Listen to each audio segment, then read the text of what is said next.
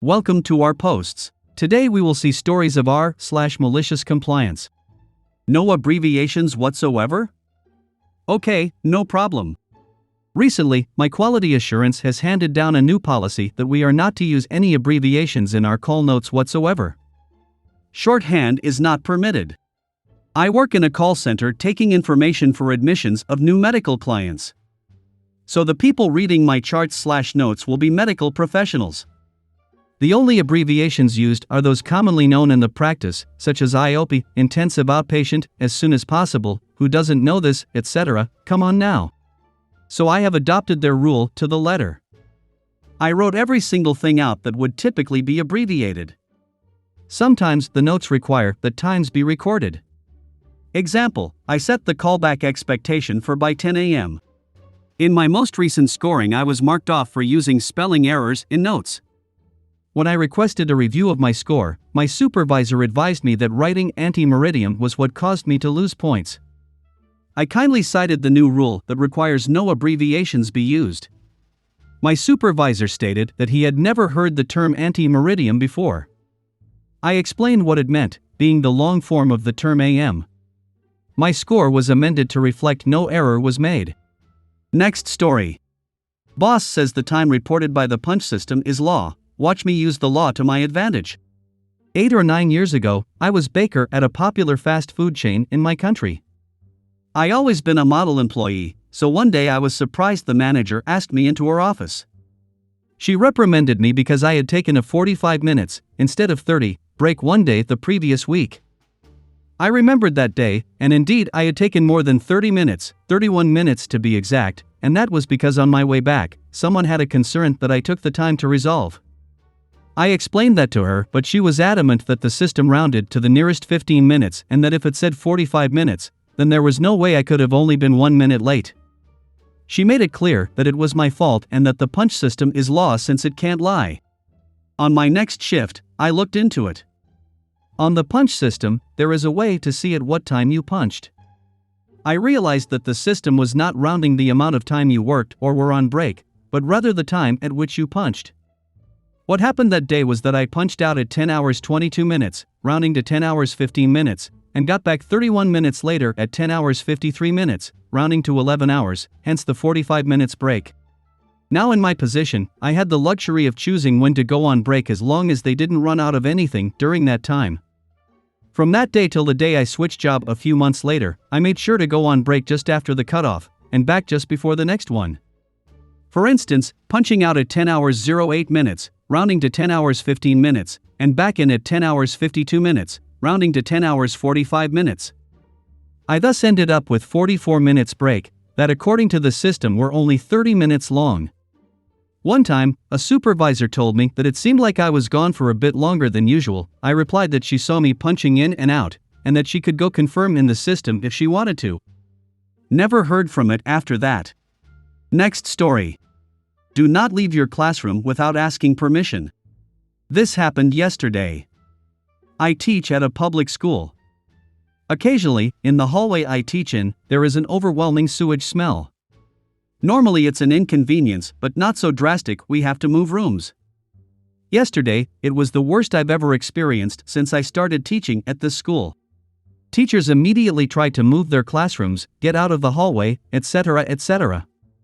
One class moved into the principal's conference room, and from the gist of it, our principal was livid that her space was invaded. We received an email stating that we are not to move our classes without notifying our supervisor. Now that seems logical. However, the email went on to say that we are not allowed to leave our room to stroll, visit another classroom, etc., etc., without speaking to our supervisor or the front office. I was absolutely fired up when I read this email. I wanted to make her regret sending it as quickly as possible. I notified everyone in my hallway that they should be calling the office every time they needed to use the bathroom. I encouraged as many teachers as possible to constantly be calling to notify of their movement around campus. Within 2 hours, I had called the front office 4 times, once even just to let them know I was walking down to the front office. Most of the teachers in my building called a couple times. Once, when the main receptionist was on lunch and another support staff was covering for her, I called to let them know I was going to the bathroom and the woman on the other end sounded so confused. "Do you need something?" she awkwardly asked. I explained it was that per the email it was expected for us to notify the office of our bathroom breaks. She chuckled and told me to have a good time. Within 3 hours we received another staff-wide email explaining some clarification and that we should not call the office if we need to go to the bathroom, have a stroll on campus, or visit another teacher's classroom. I walked down to the office later that day with the biggest grin on my face, and every support staff knew exactly why I was so happy. We all had a good laugh. One of the support staff said to me that the principal said I didn't mean it literally. If you were going to put something in writing to a group of professional educators and be aggressive and rude about it, you better know exactly what you were saying. Next story. Teach 'em how to do your job, okay boss. So this happened a good 15 years ago, and another story just reminded me of it. As always, I am a native English speaker sitting at a keyboard, so any typos are my own damned fault.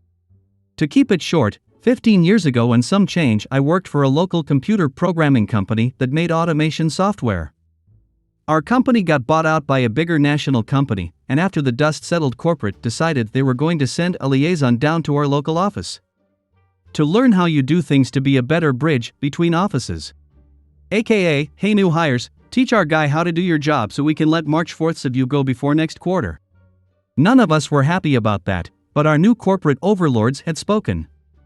A month or so later, here's our liaison fellow all ready to go. "So, show me the interface," he said. Oh, that's when we all stopped, looked at each other, and grinned. For you see, the reason it took us so long to bring new people up to speed is that we didn't configure new projects.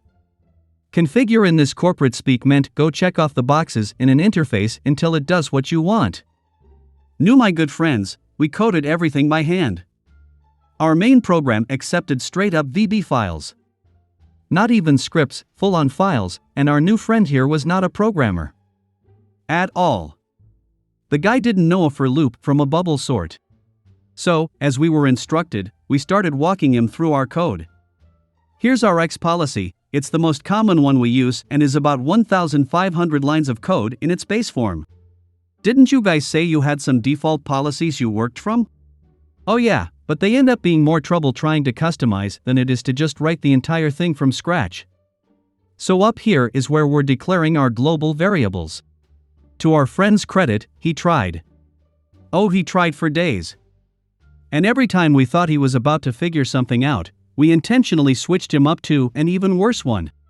We hired requiring a computer science degree, 6 months of on-site gearing up, and another 6 months of shadowing before we would let anyone handle a project on their own. This poor guy got the full year's worth of training in a week. To his credit, on his last day he flat out told us he was sent down to learn how to replace us, but that he was going to tell them that we were doing a great job, and if anything our timeframes were surprisingly short given what we were doing. We ran that department for a good 5 years before the inevitable revolving door of upper management decided to bring in a new, easier-to-use suite. People are still kvetching about, man, I miss X, it could have done this in half the time. And instead of a 5-man team upkeeping everything, we have multiple departments that still can't manage to fix a broken image link in the new stuff 10 years later. Next story. Try to give me an occurrence for taking a vacation day, fine, I won't take it. So this past Monday was of course the day after the Super Bowl. My supervisor had the day off for his birthday cause he was planning on partying a lot for the Super Bowl and didn't want to come into work on his birthday after celebrating it and the Super Bowl. Well, Monday, I requested the next week off, 20th to 24th, and tried to get the lead man to sign off on it. Since my supervisor was not here, I come in Tuesday, Valentine's Day, and find out because it was not signed by a supervisor, if I take Monday the 20th off I will be given an occurrence for taking the day off and not notifying them 1 week prior. AKA getting it signed on the 13th instead of the 14th. Even though I did not have a supervisor in. However, the penalty for not showing up to work or calling out is an occurrence. So since he had not signed it yet, I asked for it back and threw it away. Grabbed a new sheet out and asked off the 21st to 24th. Now I am using 4 vacation days instead of 5, but I will not be here on the 20th. Instead, I will take the occurrence and be a no-call no-show. I will still be getting a point but saving a vacation day. Next story. The $12 potato.